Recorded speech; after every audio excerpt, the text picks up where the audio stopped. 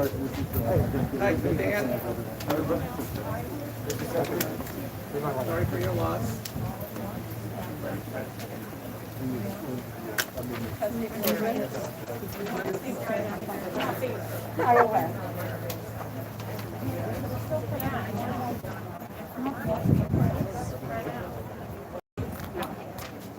Long drive.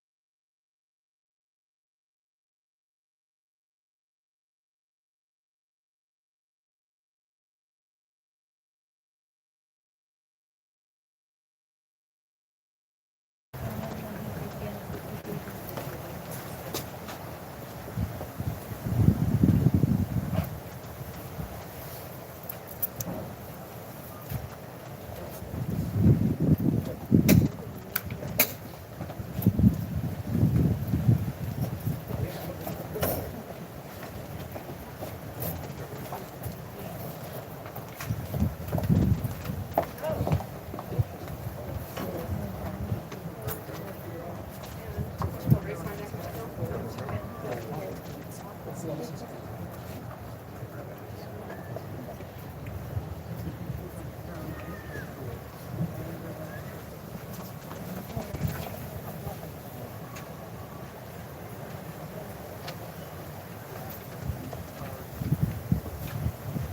morning, everybody. Can everybody in the back hear okay? Thank you for coming this morning. Mourning is the price we pay to have the courage to love other people. Even in grief, we know that the wonder of human life is way too complex and way too magnificent to be memorialized in endless pain. The gifts of spirit our loved ones gave us cannot be measured or weighed, nor can they be lost or even tarnished with time. Even in our darkest hours, we know that some of their light and their warmth will always be with us, bringing comfort and courage and, in the fullness of time, healing and peace. We turn to our scriptures for comfort. If you know Psalm 23, it's also in the little program that was given to you. Please feel free to join me. The Lord is my shepherd, I shall not want. He maketh me to lie down in green pastures. He leadeth me beside the still waters. He refreshes my soul. He guideth me in paths of righteousness for his name's sake. Yea, though I walk through the valley of death, I fear no evil, for thou art with me. Thy rod and thy staff, they comfort me. Thou preparest a table before me in the presence of my enemies. Thou hast anointed my head with oil. My cup runneth over. Surely goodness and mercy shall follow me all the days of my life, and I shall dwell in the house of the Lord forever. This is by Alvin Fine. Birth is a beginning, and death a destination. And life is a journey, from childhood to maturity and youth to age, from innocence to awareness and ignorance to knowing, from foolishness to discretion, and then perhaps to wisdom, from weakness to strength, or strength to weakness, and often back again, from health to sickness and back to pray to health again, from offense to forgiveness, from loneliness to love, from joy to gratitude, from pain to compassion, and grief to understanding, from fear to faith, from defeat to defeat to defeat, until, looking backward or ahead, we see that victory lies not at some private place along the way, but in having made the journey, stage by stage, a sacred pilgrimage. Birth is a beginning and death a destination, but life is a journey, a sacred privilege, a sacred pilgrimage to life everlasting.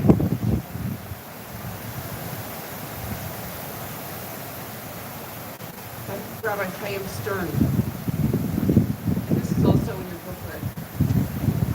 It is a fearful thing to love what death can touch. A fearful thing to love, hope, dream. To be, and oh, to lose. A thing for foolishness and a holy thing to love. For your life has lived in me. Your laugh once lifted me. Your word was a gift to me. To remember this brings a painful joy. It is a human thing to love, a holy thing to love what death has touched. And the child asked, "Tell me of life." And the sage answered, "Life, my child, is a mystery. We do not ask to be born, nor do we even understand the meaning of birth, of creation. We grow and we experience life's pleasures and pains.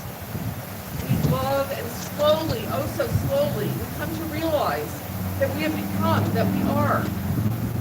At that moment, we humble ourselves before the mystery of life and quietly say, though I knew not, I have been granted the most precious gift of all, the gift of life." And the child asked, "Tell only of death. And the sage answered, "Death, my child, is a mystery. It is the inevitable return of the gift of life, the gift which came free to us. We live as a trustee of that mysterious being, of that unexplainable becoming. Yes, you and I are but the trustees of life. We nurture it, we delight in it, we give of it to others. And at the appointed time, we sadly, yet with pride, return it from whence it came. The beauty, my child, is that we are what we have become. And that remains long after the gift has been returned. It remains a precious keepsake with our loved ones who live with us."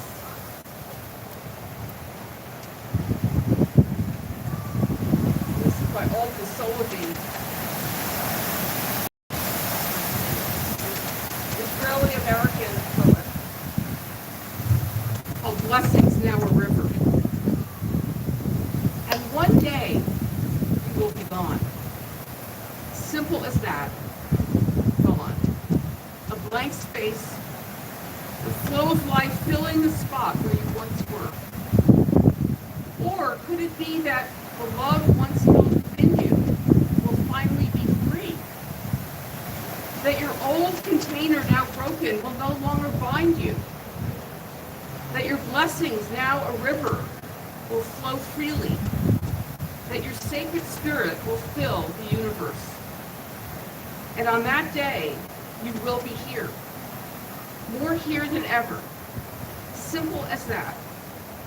Here unbounded, as unimaginable as infinity, as radiant as light, a holy space most present in this sacred place, here where hearts dwell."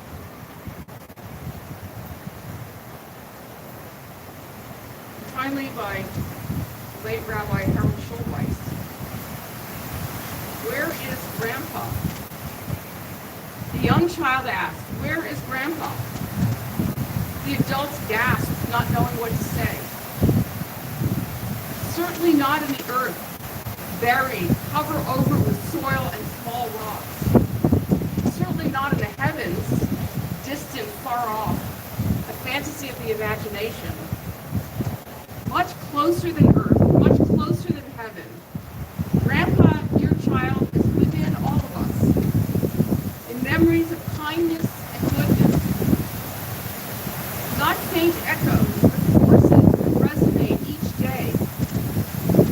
Grandpa is in our tenderness with each other, in our loyalty to family and friends, in our love of people. Nothing noble dies with death.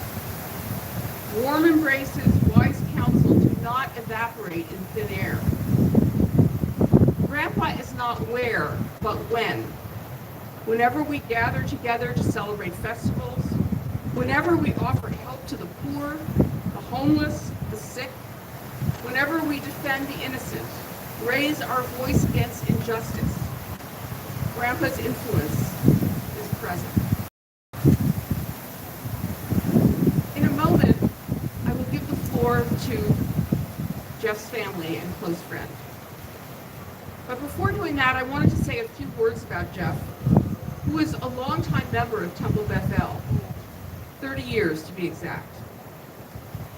I knew him for half those years, and one of the things that struck me about Jeff was his dedication to Judaism and specifically to studying Torah, which he did for many years with an Orthodox Hebrew, a study partner. And Jeff's study of biblical material was not simply an intellectual pursuit, but a highly moral one. It was very important to Jeff to be an ethical Jew.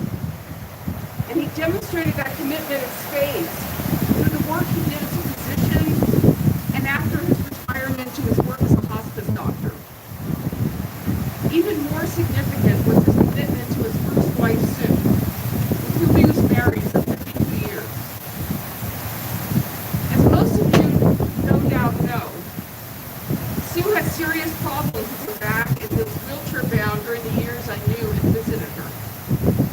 She was also in constant pain and suffered a number of falls while her physical situation situation deteriorated. Jeff worked exceedingly hard to be able to afford the care that she needed and deserved. And he also stuck by her. Some men would have left, but not Jeff. That loyalty was one of Jeff's admirable traits.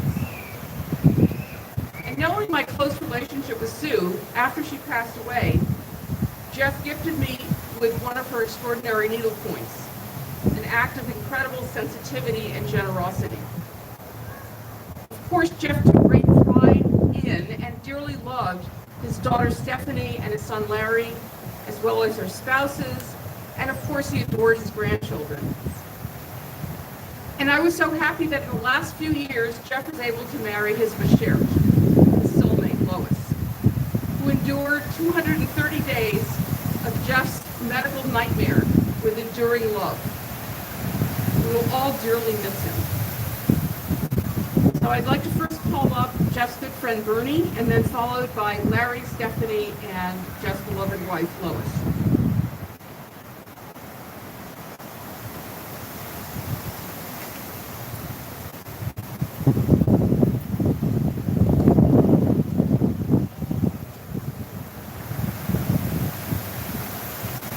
Good morning.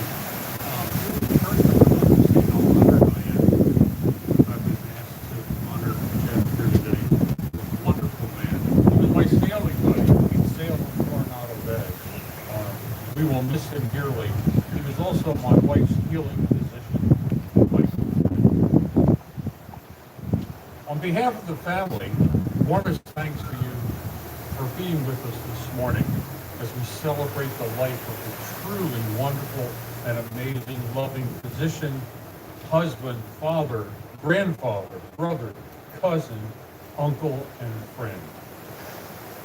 On July 7, 1940, Abraham and Edna Simons of Springfield, Massachusetts, welcomed the arrival of their son, Jeffery Richard Simons. 3 years later, they welcomed his sister Judy. The family was complete.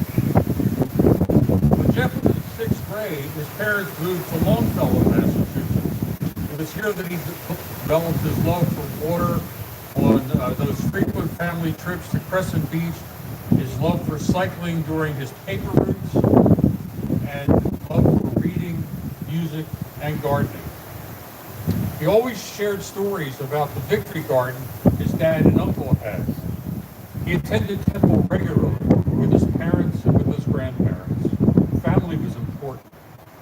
Though he rarely spoke of it, it was a time when he experienced his first taste of anti-Semitism firsthand. Of course, he excelled in academics, but he also played the clarinet. Jeff decided to pursue a career in medicine and obtained a degree in chemistry from Case Western Reserve University in 1972. He then went on and graduated from the College of Medicine at the University of Vermont in 1966. It was during this time that he met and married Susan Krakow. Jeff completed his residency at the University of Pittsburgh in 1968. While on duty as a resident, Jeff recounted the attending telling him to get to labor and delivery because he was about to be a dad. On that April day, he was so proud Larry, his amazing son, had finally arrived.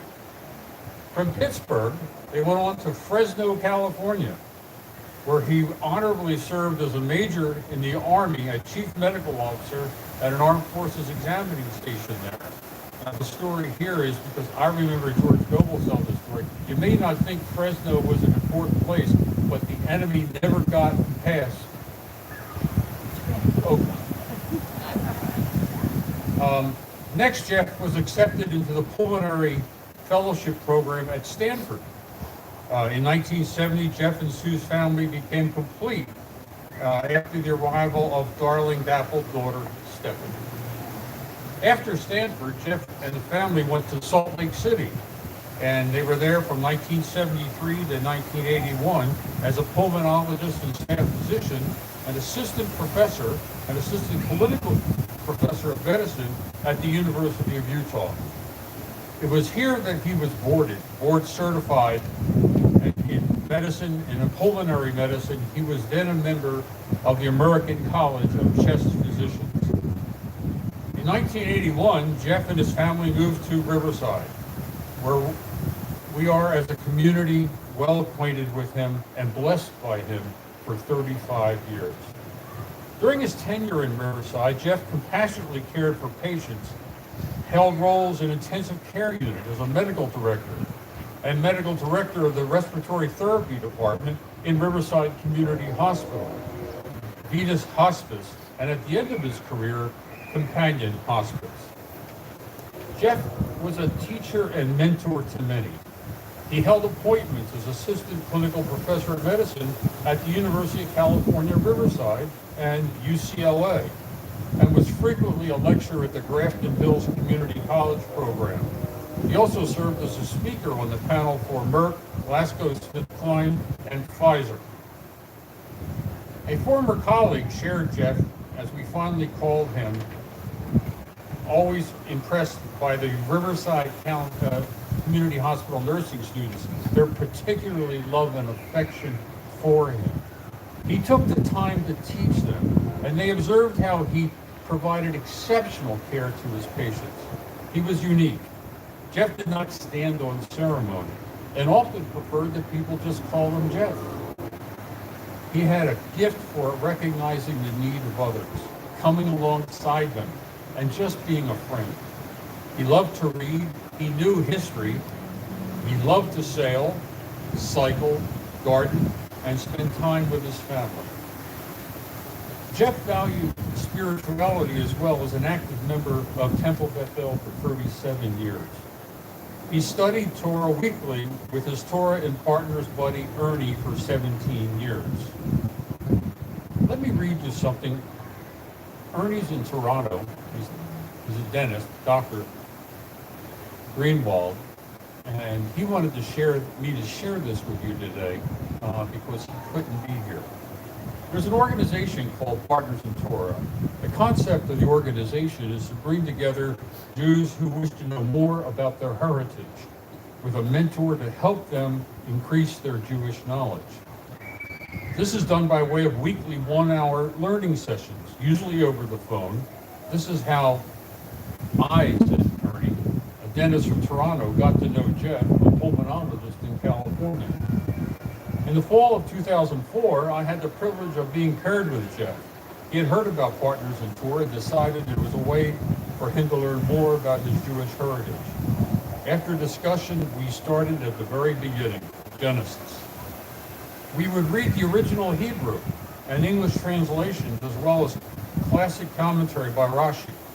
In order to improve his Hebrew, Jeff insisted on doing the reading, even though times it was a struggle, in Hebrew. We would get involved in long discussions of different concepts and ideas. Jeff was very devoted to his learning, and if we could not make a scheduled night, we would always try to reschedule and make sure that we didn't miss lessons. Over the past 17 years, we managed to complete the 5 books of Moses, and then it was to learn from the prophets. We learned the books of Joshua, Judges, Samuel 1 and 2. And we were partway through Kings 1 when his health deteriorated and we were unable to continue. Once he actually made a trip out east and we got to do some studying together in Connecticut at a Partners in Torah convention to spend a weekend immersed in learning. It was very special to see his joy de vivre, and it was great to know such a wonderful person. The Talmud quotes Rabbi Chena, who declared, "I have learned much from my teachers, more than from my colleagues, and most from my students." Although I was supposed to be the mentor, I learned much from Jeff. I learned dedication and persistence. He reinforced concepts of how one should be and take care of his fellow man.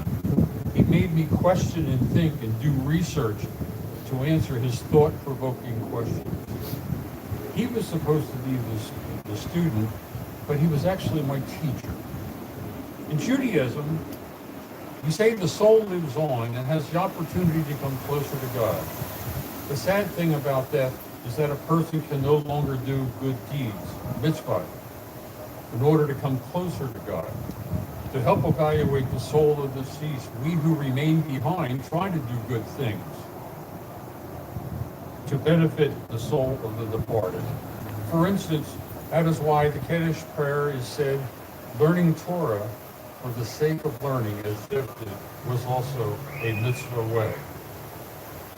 May I suggest that as a meaningful gesture to Jeff's memory and as an elevation of his soul, if any of you have thought of increasing your Jewish knowledge, that you take the opportunity to contact organizations such as Partners in Torah and hope to come and love from learning as much as Jeff did. May his blessing be a memory.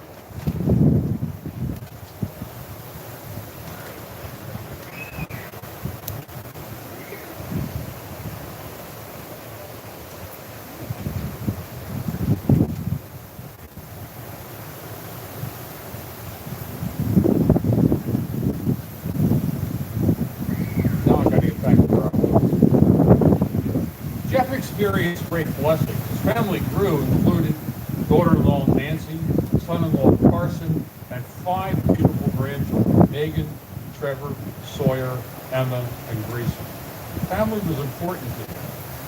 In 2016, Jeff experienced great personal loss when, after years of devoted caring, his precious wife Susan, of 52 years, passed away. Over the course of years, Jeff had stayed in touch with Lois Johnson. They originally met during a Swan's gas catheter in 1986 in an ICU. They shared similar values, a love of medicine, family, doing the right thing, and a love for the mitzvah, such as cycling for team and training. They would frequently contact each other and use their expertise to help others. Often it was friends, family of friends, or each other's family members. In 2017, they decided to marry, and shortly thereafter, Jeff and Lois retired to Navajo, California. Jeff loved doing life. Always a signature smile, a warm greeting. Jeff connected with neighbors next door and community at Temple Beth David in San Luis Obispo. Jeff loved to travel and see his grandchildren back east or in Canada. In April of 2020, a small skin melanoma was found on his arm.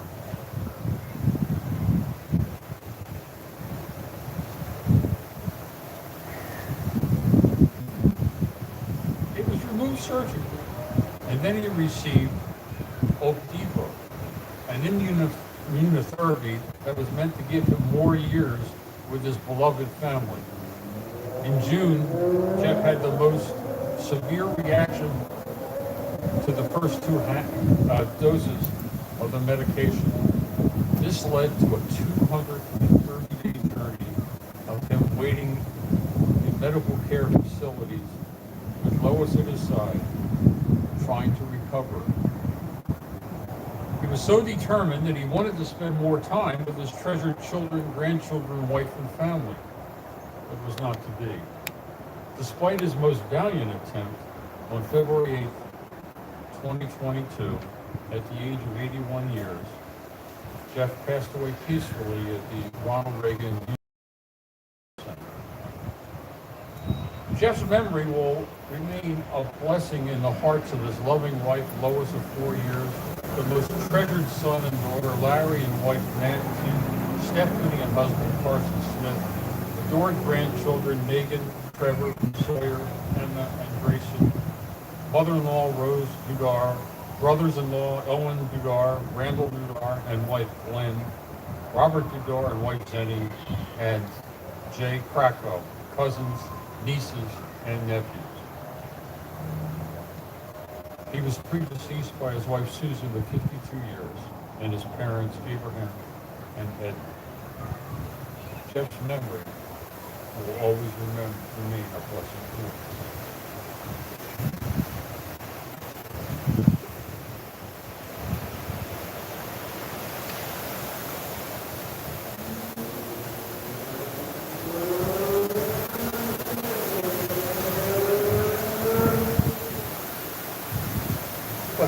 get my classes. My dad, yeah.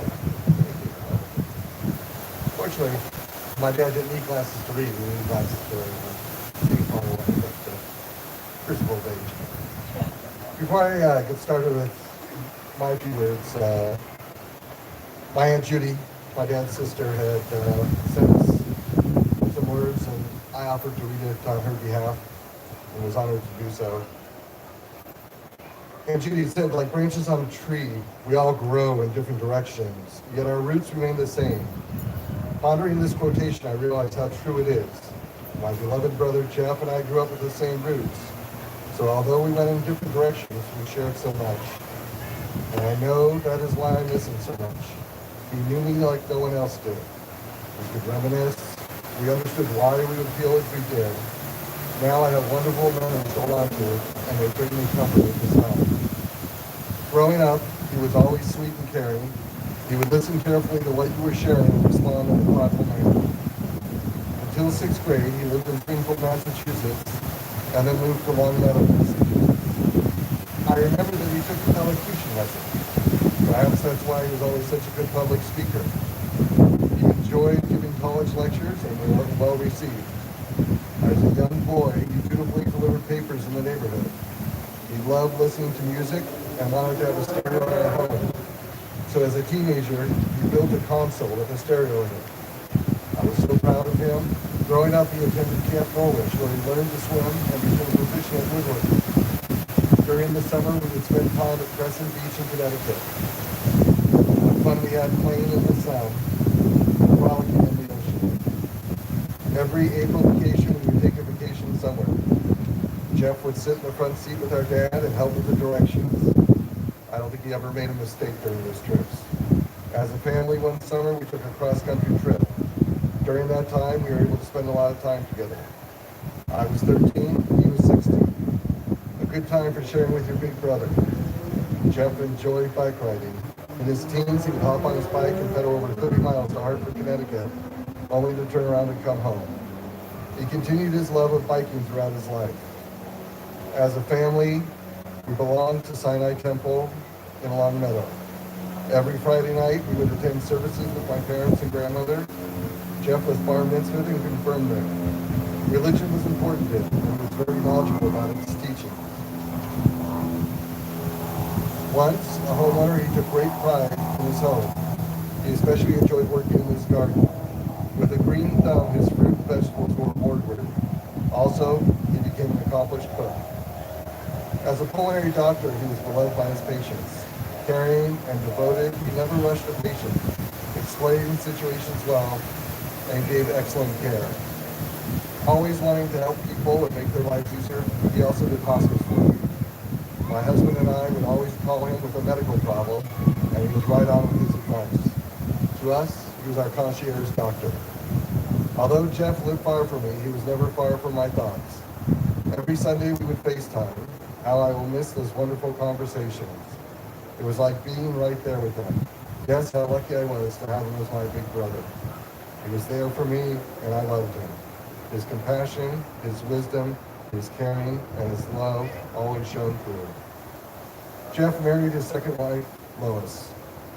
My Aunt Judy says, Lois, from the bottom of my heart, I thank you for your devotion, caring, and love during my brother's extended illness.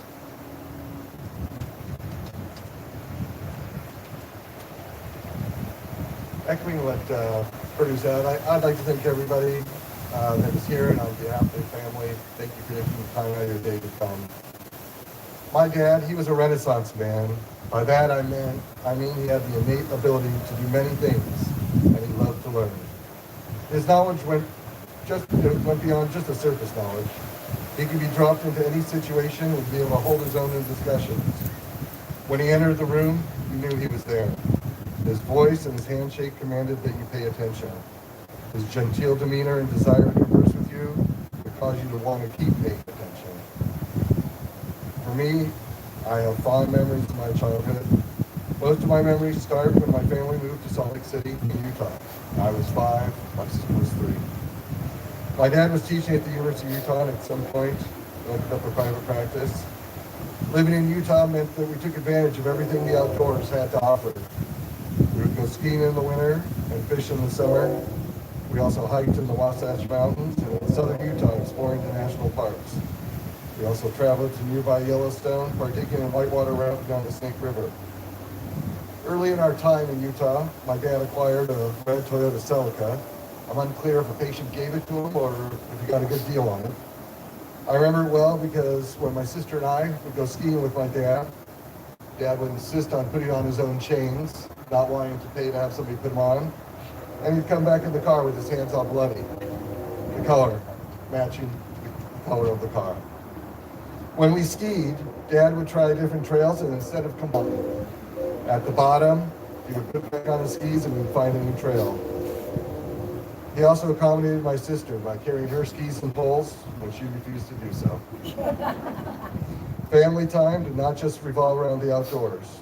Mom and Dad had dinner parties, preparing the meals themselves, and although the guests did not bring their children, my sister and I were never banished from making an appearance. My parents also introduced my sister and I to ballet, as one of my friend's parents were the principals for Ballet West in Salt Lake City. This introduction gave me appreciation for the ballet and performing arts, and to this day I associate the holiday season with the Nutcracker. And I try to take my family to a performance every year. In the past, having taken Megan and Emma to San Francisco on separate occasions to see the San Francisco Ballet perform. I remember my sister and I would wake up on our birthdays some years, and if Dad was already at work, he would leave us a birthday message on a tape recorder on the kitchen counter. The deep tones of his voice resonate with me fondly. We also took family trips outside the Rocky Mountain area. We went to San Francisco, Washington, D.C., Massachusetts to see his family, and we even made it to Disneyland for America's bicentennial. In April 1981, as you heard, our family, at my dad's choosing, decided to relocate to an area where he could take advantage of a populace with respiratory problems in which he could flourish. Although my dad had a working knowledge of Spanish that could be put to use in Mexico City, we decided that a suitable alternative for potential patients would be here in Riverside. As all of us know, the Inland Empire in the early 80s had more than its fair share of small kids. Being in a doctor's house had its advantage. Twice a week, we lined up for allergy injections. The vials were in the egg compartment of the fridge, and the box of syringes were kept in a cupboard nearby. When it came time for science experiments, Dad would help me make a living cell or other projects. As I got older, science experiments would consist of building a maze to determine how fast mice could run through them. The variable question, adrenaline, was administered by my dad to the mice in different quantities. And I remember his hand appearing more than once in the pictures we had to take for the science experiment. My wife, Nancy, remembers that Dad was always available for our medical questions and willing to diagnose over the phone, whether for us or one of our friends. As I was nearing my 16th birthday, my friends and I used to sneak his car out and drive it around to practice it as it was manual transmission. Looking back now, I realize how lucky we were that he was never paged to go visit a patient in the middle of the night. When it came time to practice my driving, with his knowledge this time, Dad made me practice on manual transmission, stopping and starting on hills and all sorts of scenarios. He also made me drive the family full-size station wagon in San Francisco to make sure I could stop and start on the hills of the city and traverse the narrow streets. Being a critical doctor had been hard on my dad. Many patients would pass, certainly with the sub-profession, which is not taking away anything from an OBGYN or a radiologist. But no matter how heroic his efforts, many patients would pass. But my dad loved his practice and making a difference. He loved his craft and excelled at it, only being frustrated toward the ends of his career when his passion for caring was stifled by having to obtain approval from insurance companies before being able to provide the care that he knew his patients needed. I knew as a teenager I would never become a doctor. I could never wake up in the middle of the night and be fully functional, telling whomever called what the proper treatment protocol was. My dad and I used to laugh because I would tell him that if I was a doctor and was woken up in the middle of the night, that patient would receive an enema just for interrupting my sleep before prescribing the proper care. When it came time for college, Dad encouraged my sister and me to continue our education. I was accepted into his alma mater, Case Western Reserve University, and I had intended to enroll there. Dad, ever the wise man, insisted that I go to Cleveland in the middle of the winter to really see how cold it was. Needless to say, I stepped off the plane and stayed in California. He supported me with law school, allowing me to stay at my parents' house after the second year of law to pursue an internship. Dad loved my wife Nancy, and welcomed her to the family with open arms. He knew that she would become my better half and considered her to be a daughter and not a daughter-in-law. In turn, Nancy remarked that he was always upbeat and he could do. As much as he loved my sister and I, his grandchildren had a special place in his heart. Although we chose not to have him in the delivery room with us, he was thrilled when his first grandchild, Megan, was born. He and my mother would come over just for Halloween and his grandchildren's birthday, even if midweek. He attended Megan's parents' weekend with me and went to her college graduation. Dad marveled at Rhodes College itself. For those of you who have not been in Memphis, the campus looks like it belongs in New England, and they have taken the effort to make sure that any new buildings are matched to the existing ones. Dad enjoyed his colloquy with Megan's fiance regarding academia and Judaic studies, and reading Megan's published articles, even though my wife and I could barely understand the title, let alone the subject matter. His first grandson, Trevor, has fond memories picking fruit from Dad's trees, and when my family would get together with Dad and Mom, Trevor would always insist on sitting next to Dad so he could whisper secrets in Dad's ear. Dad took Trevor on outings, just the two of them, the highlight of which was the trip to the Reagan Library. Emma remembers Dad coming to her volleyball tournaments in Orange County to support her and appreciates him being there. He would always know the right thing to say to Emma after a tournament, even though I'm not aware that he ever played volleyball. He also was so excited when Emma made dessert for him while he was in the hospital. She also remembers wearing his doctor's coat many times when he was coming over. Nancy and I did not pursue a science degree, and in fact, as my cousin Andy and I remarked just the other day, the only time that he or I could be found in a science building was when either one of us were either following an acute co-ed or we were lost. However, all three of his grandkids excel in math and science, and Dad enjoyed sharing in their technical prowess. We shared a love of planting and gardening, taking a rose class together at CSUN.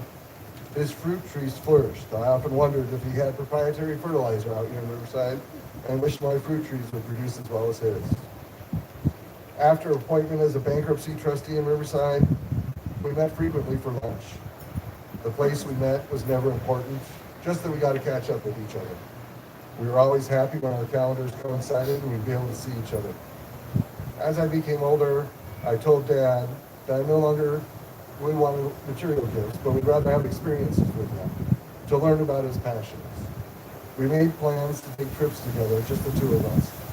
I'm grateful we were able to take 2 trips, one to Mammoth and one to Seattle. Again, it wasn't the destination, but the experience that we were able to share together.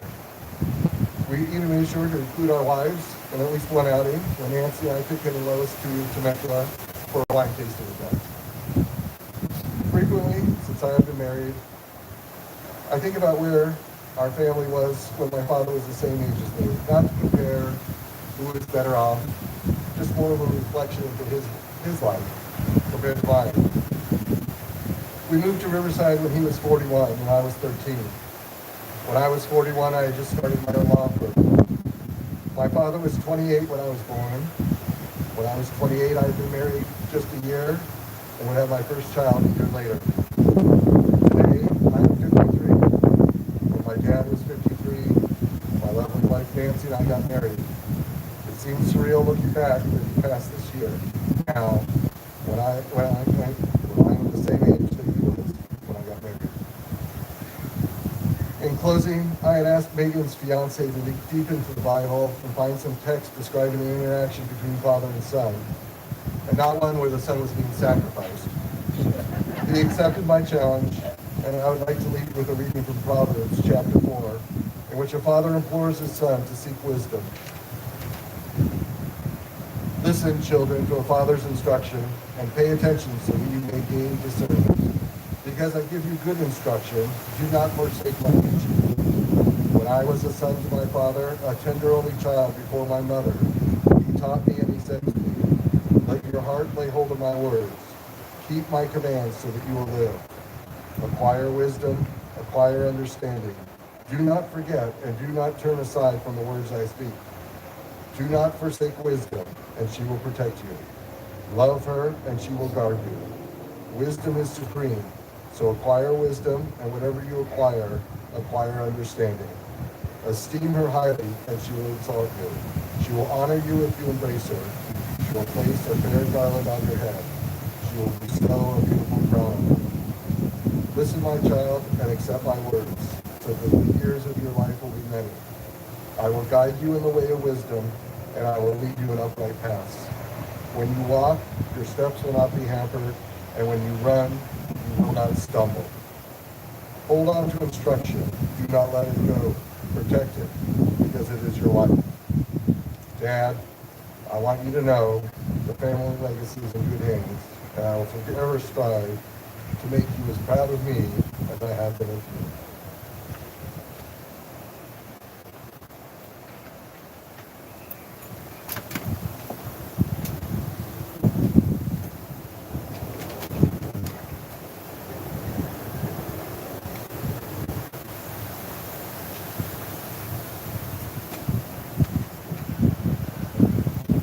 Recent inquiry into old age, like my brother.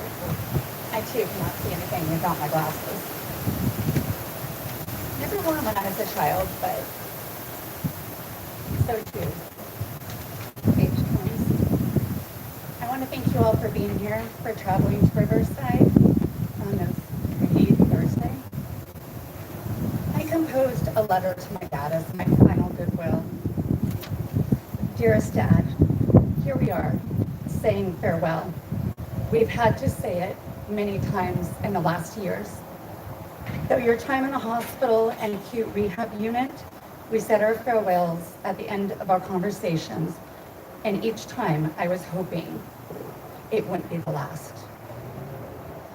That there would be one more time to converse with you, one more shared story, or one more dose of your wisdom through your thoughts and advice. Looking back, it seems to be a common theme. As a small child, I recall feeling sad that you had to spend so much time working at the hospital, and I deeply longed to spend more time with you. I loved the time we shared, but I thought and felt like it was never enough. Even as I grew, time was something that was in short supply for both of us. I have cherished the more than 5 decades we have shared and valued our relationship, adventures, and shared memories and experiences. But even now, as I write my final goodbye, I can honestly say you left me wanting more of you within my life. Our time together started during your pulmonary fellowship at Stanford University when I was born, joining you, Larry and Mom, to increase the Simons family to 4. You often conveyed stories of how adventurous I was in my toddler years in Sunnyvale, especially when exploring a cinder block wall head first, getting stuck, and challenging others to find a way to free me, thus giving a medical lesson. You called me D3, your darling dappled daughter. From there, we moved to Salt Lake City, became active with Temple Colony, and created a Havara with other young families. You and Mom became the leaders in the Temple Youth Group and owner of a bagel shop, Bagel Nosh.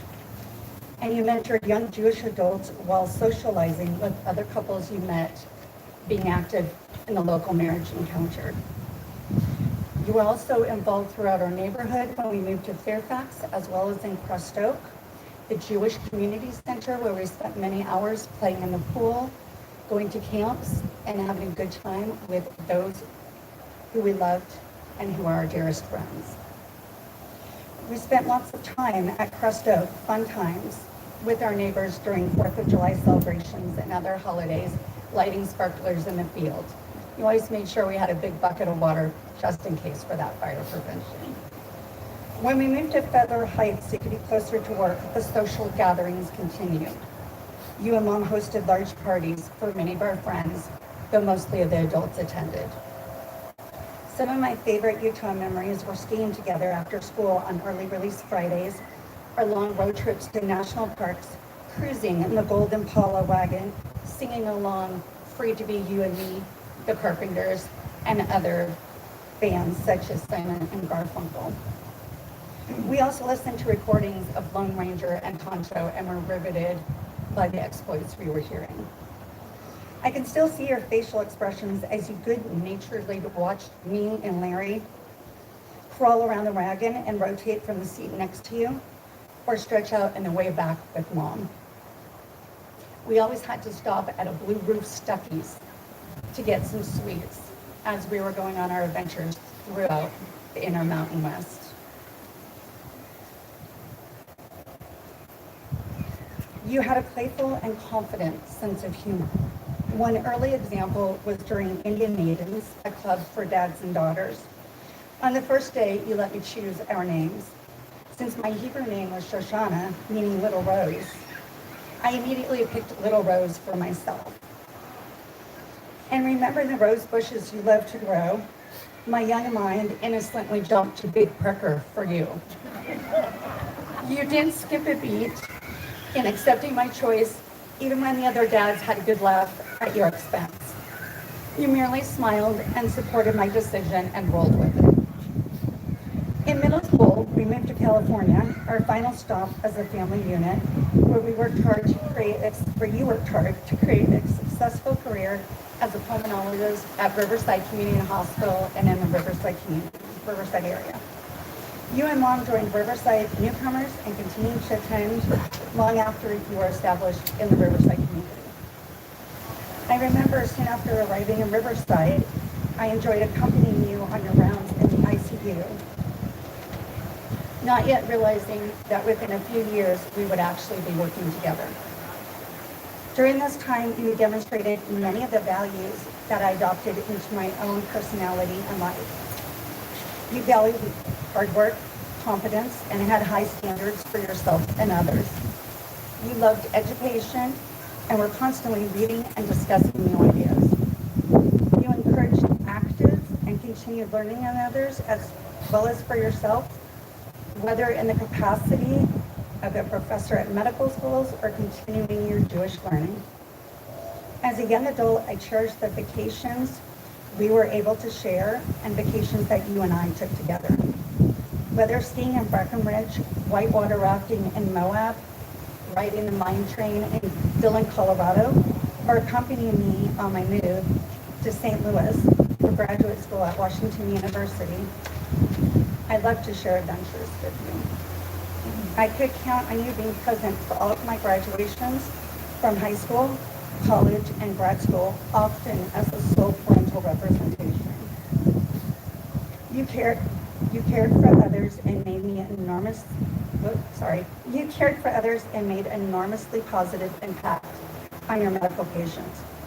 I was fortunate enough to work alongside you for many years at Riverside Community Hospital and in hospice. We worked closely as a team to ascertain the needs of our shared patients, understanding their point of view, and providing meaningful and personalized care. You helped me learn the uniqueness of each person we treated and to respect each person in their end-of-life decisions. Carson, Sawyer, and Grayson all agreed with me that some of our favorite memories of you occurred when we were living in Riverside and attending Temple Bethel. I was touched and honored that you were able to be present at the birth of both Sawyer and Grayson. I clearly recall the expression on your face as you took Sawyer on rounds with you throughout Riverside Community Hospital. Your grin was almost as big as the little helper accompanying you. You were very active in your grandchildren's young lives. When we lived in Canyon Crest, moving just up the street from you, well, a little further than up the street, but still in the same neighborhood, you would frequently drop by for dinner or call us for a family meal at your house. We called ourselves the Steph and Jeff crew. You and I enjoyed cooking together to create meals of gastronomical wonders for a family to enjoy. The boys love to attend talk Shabbat services with you and celebrate our Jewish holidays. Our annual seders were always highly anticipated with you at the realm, directing the proceedings and engaging children actively in the meaning and importance of Pesach. These types of memories helped ignite a deep love for Judaism in both of my sons as well as my husband. Your spirit and enthusiasm will continue to light our holidays and traditions. I appreciated the involvement you showed with your grandsons, picking them up after school and spoiling their appetite with ice cream from Dairy Queen, Grayson's favorite grandpa activity, or taking them on frequent trips to the beach and to explore tide pools. We always enjoyed when you attended the Wild Animal Park with us, the aquarium, the zoo, or various national parks. In preparing for today, Sawyer recalled that he is particularly grateful for the manner in which you encouraged him to pursue his intellectual development outside of school. He appreciated that you spoke to him like an equal and helped him constructively understand and work through some of the challenges in his life. Both Sawyer and Grayson have followed your examples of voracious reading and constant desire to learn and improve themselves. I am confident that your infectious love of learning will live strong into the next generations. One aspect I loved of your personality was your confidence and how comfortable you were in situations that others would find uncomfortable. Carson still recalls the first Oregon Ducks football game we attended with you at the Rose Bowl. We were sitting in the UCLA alumni section, and the Ducks won a hard-fought game with a surprising end of game field goal, winning by 2 points. Despite the looks of disgruntled UCLA alums, you were immediately on your feet, flapping your green and gold arms and performing a loud quacking duck dance to celebrate with us. Or I remember you fondly visiting me at University of Oregon during my undergraduate years. You attended a father-daughter Greek weekend, went to a party with me, and were proudly the only father out on the dance floor at a fraternity dancing with the other collegiates. True to form, you often put yourself out there and you never seem to worry what others would think. Your confidence inspired me to be equally confident in my own life, and for that, I am deeply grateful. Dad, as I write this final goodbye to you, I struggle to put into words memories of times we shared, as well as to encapsulate your 81 years into a meaningful tribute befitting of you, who were so influential and so memorable to so many.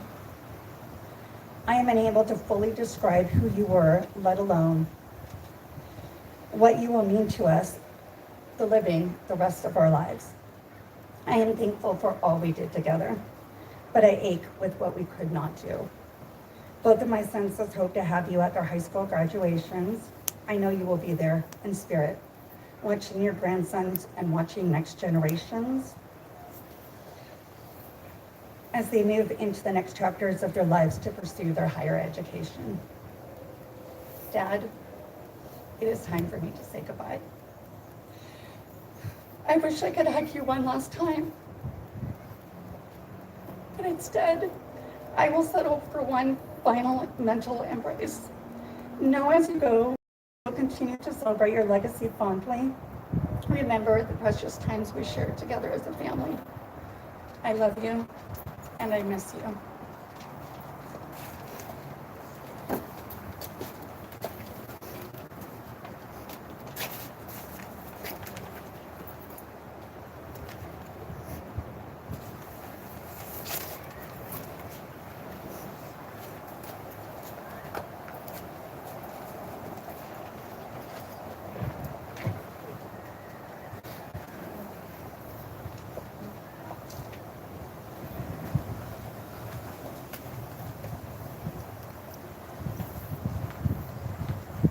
That's in Jewish tradition. I wrote from the back of the book first when I was putting notes together.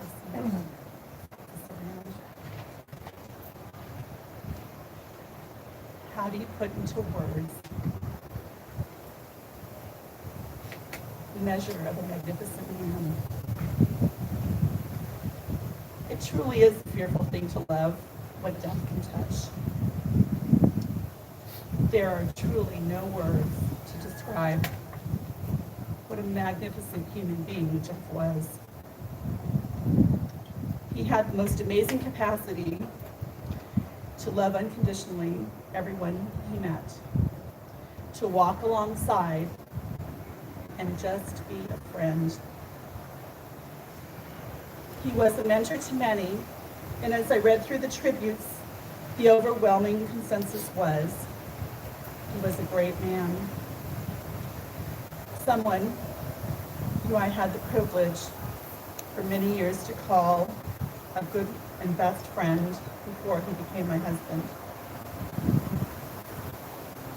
I share with you excerpts from the words of family and close friends. I know that he loved family dearly, and he tried to encourage and foster family and all the patients and treat them as though they were his family. Jeff was accomplished. No one could believe his age because they could hardly keep up with him, and he had this youthful dance. And he always had this little jig, and it was maybe just a half beat off to the beat. But that's what made him Jeff. He was someone who always had wise counsel. It was always the perfect blend of empathy and logic. He was a father figure to many. Jeff appreciated each of us as a person, truly letting us be ourselves, reminding us that it was our differences that enrich us. He knew how to come alongside someone. He knew how to reach out to someone of a different faith that was on a ventilator to help them kneel at their bedside 3 times a day to pray. He knew how to share compassion. He made everyone he met feel special. He was truly an angel on this earth, and nobody cared more about others. Dedicated, committed, that was Jeff. Committed to life and the well-being of those fortunate to know his healing hands. Patients and strangers. Yes, they were treated like family. There were no words that would ever thank him enough for the absolute love and commitment and dedication he so freely gave. His smile, it was a signature smile, a genuine warmth. His humor, his wit, his kindness, always so uplifting. He would do things like show up at his sister's house dressed in a long beard with a funny hat, pulled up in a taxi cab and knocked on the door, looking like somebody off the homeless street. And to her total surprise, there was her brother, surprising her for her birthday. He also had an amazing ability to listen, to understand, and was always so comforting. His unconditional love, so incredibly cherished. He left his mark on all our hearts, and our lives will be better because of that. Nothing was more special than to witness the firsthand love Jeff had for others. Love defined Jeff as a person, and he had the most. We have given him our respect today because of the love we received from him and why we're all here.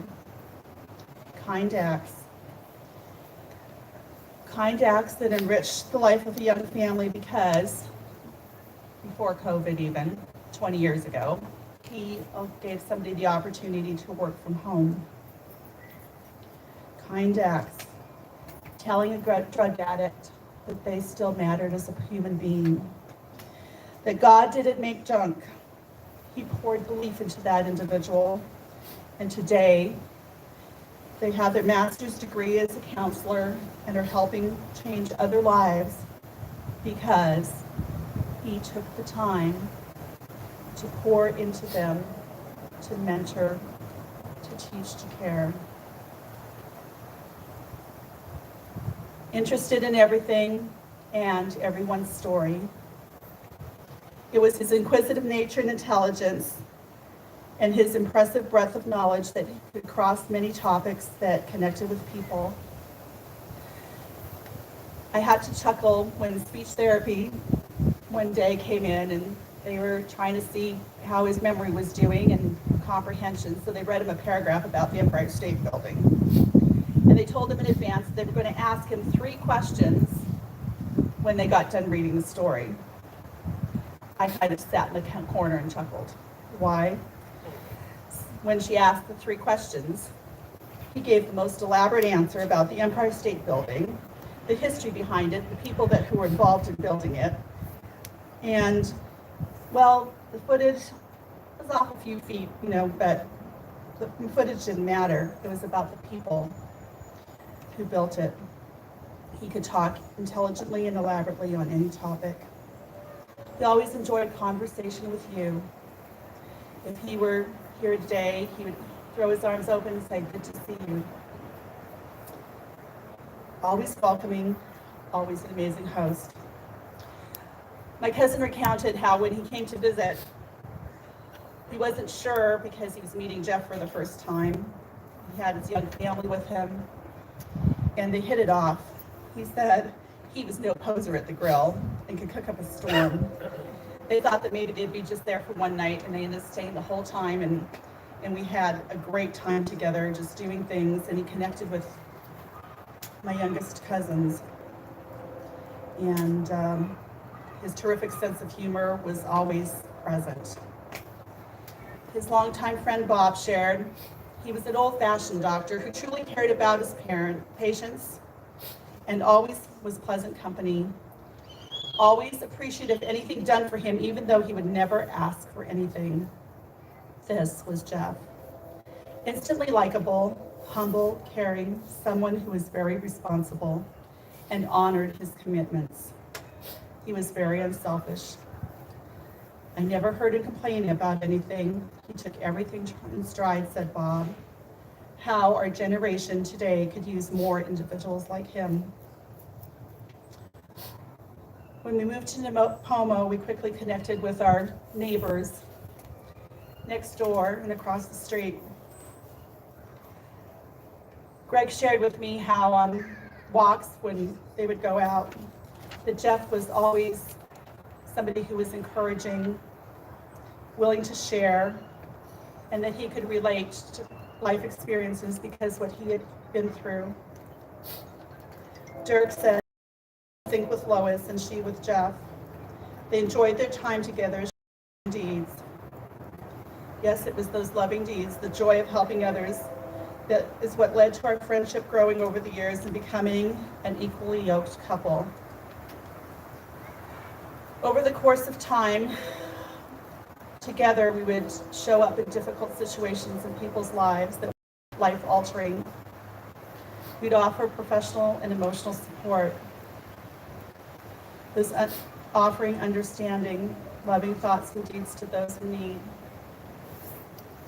My girlfriend, Mary Jo, recounted how when her first husband had gotten H1N1, we showed up. We helped support her through times when there was no hope. And then most recently, when her husband John's brother got COVID, and took the time to talk to his nephew about what was going on, explaining things. That's what we did. We just had different levels of expertise that melted and gelled together to be arms to other people. He dedicated himself to interacting and serving with everyone he met, his family, his friends, and strangers. He always worked to make life the best for those around him, no matter the situation, using his welcoming signature smile, a warm sense of humor, words of encouragement, sharing insight, or simply providing the best that he could muster to all. He truly loved family, life, and had a hope and a vision and a desire for more joy and good times in the future. Jeff's faith, his strong spiritual values, made him who he was. He exemplified the great commandment to love God with all your heart and others as yourself. He knew that that was what a true measure of a man was, to depend on God and pray every day. It's what made it hard to understand everything that he endured the last 7 months. We felt like we could relate to Job in a lot of ways. Many who knew of the journey said that they had never known anyone to fight so valiantly, but his why was simple. He loved us so much. Larry, Stephanie, Nancy, Carson, Megan, Trevor, Sawyer, Grayson, Judy, all our family, my family. He loved doing life together with us, with family and friends. He just wanted to go home and do life.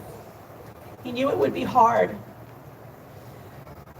The immunotherapy left him paralyzed. But he worked every day, got to where he could transfer to the sliding board in a wheelchair. We had the wheelchair and he would zip it around, excited that he would go home. But that didn't occur. He had, on what would be our final anniversary together, had the occupational therapist write a note. He dictated it because he couldn't write, but he did sign his name, and he wrote my name. Speaking of the desire to be together with family. To know Jeff was to know and experience joy. Our lives did become intertwined. Our similarities bound us, and our love for each other and others defined us. We cherished each other's families, did our best to spend as much time as we could with family. And when trouble came, we prayed together with love. And that was the wish he wrote in the prayer book that he gave me, Lahadodi, to my beloved. May we pray together with love. And that wish was fulfilled. It's kind of fitting that today is a windy day. As Brian will remember, and Stephanie, it was a very windy day. And we had to change the order of the service because Brian didn't want to go fishing the marriage license out of the ocean. And it was cold and windy. In our last 230 days together, we grew even closer. We learned to lean into our faith, trusting every step of the way that we would be sheltered and protected by the hands of the Almighty, the true great physician. Hashki Venu. With God our guide, sheltering us, delivering us, being merciful. A prayer that allowed us to express our fear because we knew that tomorrow may never come. But in that moment, we knew God spread his shelter of peace over us so that we could face another day, knowing that our love was for eternity. The legacy of love and kindness that Jeff modeled will live on in the hearts of those who love him, in his beautiful family.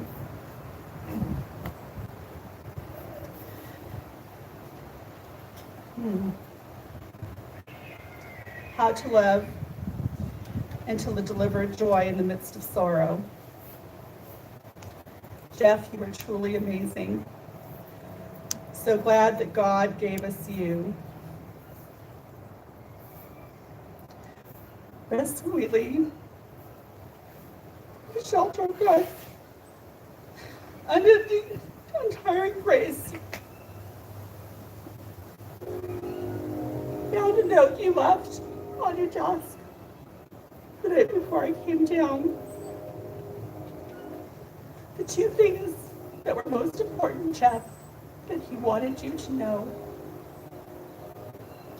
and to be shared, which I believe we've accomplished, honey, was love for family, how he treasured each of you.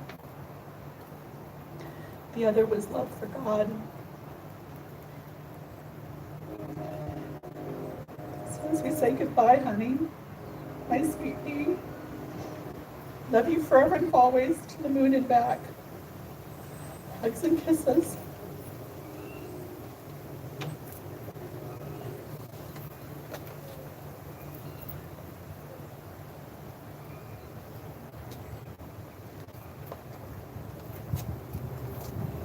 Lois asked to play the Hashkivenu prayer that she and Jeff recited together every night. It's a prayer about lying down in peace and waking up in peace.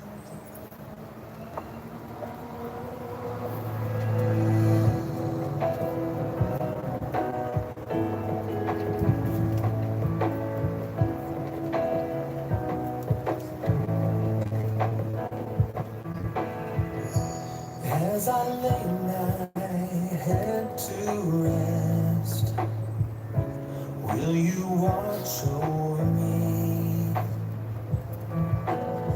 Shield me from danger in the shelter of your wings, and illuminate my dreams. Hashkivenu Adonai, Eloheinu Leshalom, V'hamideinu Shoreinu, L'chaim, L'chaim.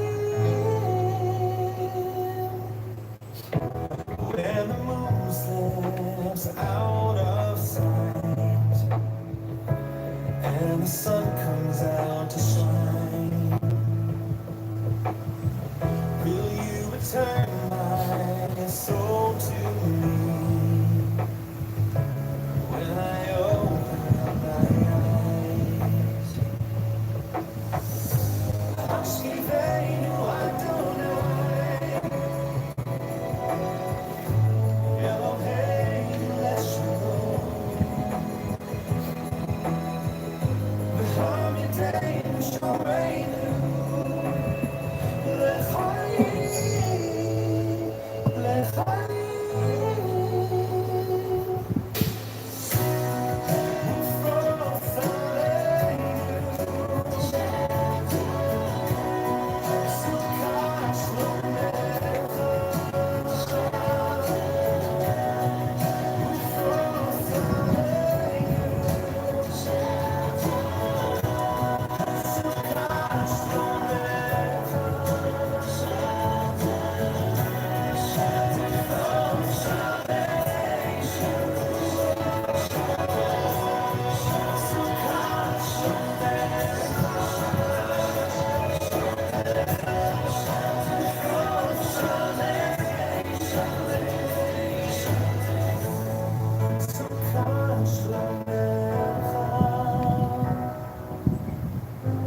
Hashkivenu Adonai,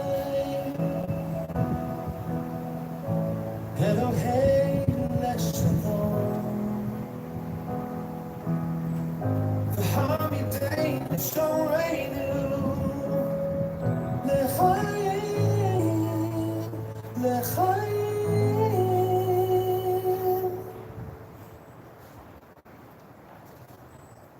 If you're able to rise, please do so for El Maleh Rachamim.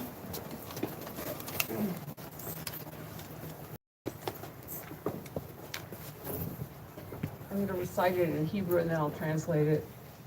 El Maleh Rachamim Shochen Bamromim Hamtzeh Menucha Nechona Tachat Kanfei HaShechina Im Kedoshim Utehorim Kezohar Harakia Mashirim את נשמת יעקב בן ציון שהלך לעולמו. בעל הרחמים יסדירהו בסתר כנפיו לעולמים, בצרור החיים את נשמתו. אדוני הוא נחלתו, ינוח בשלום על משכבו ונאמר Amen. God of abundant mercy, God most high, may the soul of our loved one who has gone into eternity find the gift of perfect peace in your embrace, together with the holy and pure whose light shines like the radiance of heaven. Compassionate God, hold him close to you forever, so that his soul may be bound up in the bond of life eternal. May he find a home with you, and may he rest in peace. And together we say, Amen. Please be seated. And I just want to let you know what will happen after the service. We're going to go to the cemetery, which is just down the road here to the right, Olivewood Cemetery, to do the interment, and we'll recite the mourner's cottage there. After that, the family invites you to. Now, there was a sheet of paper I think everyone got. If not, Amy was kind enough to give it to you that has a little map. It's right near here, but it's a little street that's not so obvious. And hopefully you also got a voucher, so that, yeah, if you don't have it, Amy has it so that you can be comped for the lunch. I didn't put on the sheet, it's at 4:30. We're going to do a Shiva Minyan. Yeah, sorry. So 4:30. Now, I gave you the link. However, it's obviously not a hyperlink on a piece of paper. So if you would like the link sent to you via email, Amy has a list also. So there's Amy, and she's taking care of all of that. Yeah. And so then you'll get a hyperlink, which you can just click on rather than having to type in 40 letters and numbers. I'm going to read one more piece, and then we'll proceed to the cemetery. And this is by Hannah Senesh, hero of World War II. Yesh kochavim, there are stars up above so far away, we only see their light long, long after the star itself is gone. And so it is with people that we loved. Their memories keep shining, ever brightly, though their time with us is done. But the stars that light up the darkest night, these are the lights that guide us. As we live our days, these are the ways we remember. We remember. We all have wonderful memories of Jeff that will keep us going, hopefully. So it was the pallbearers would come forward and bring the casket to the car. And your little booklets have the mourner's cottage in it, so please hang on to them.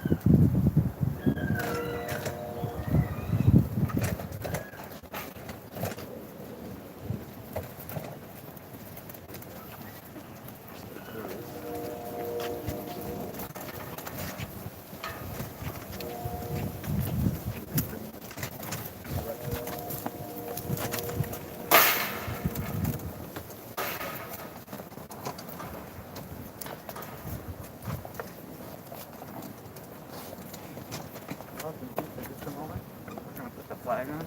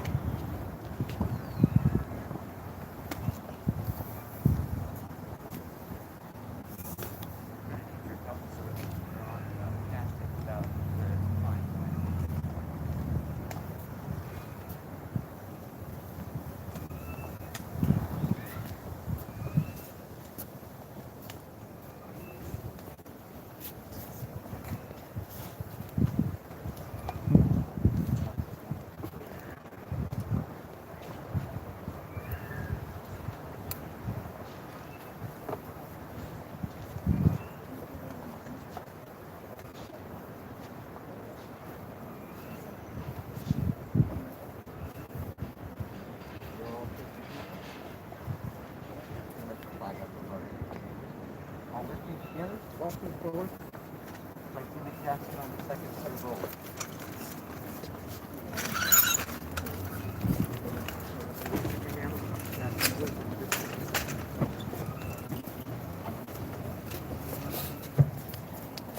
Once we get to the cemetery, we'll need you to come back to the cars. We'll need your help there as well.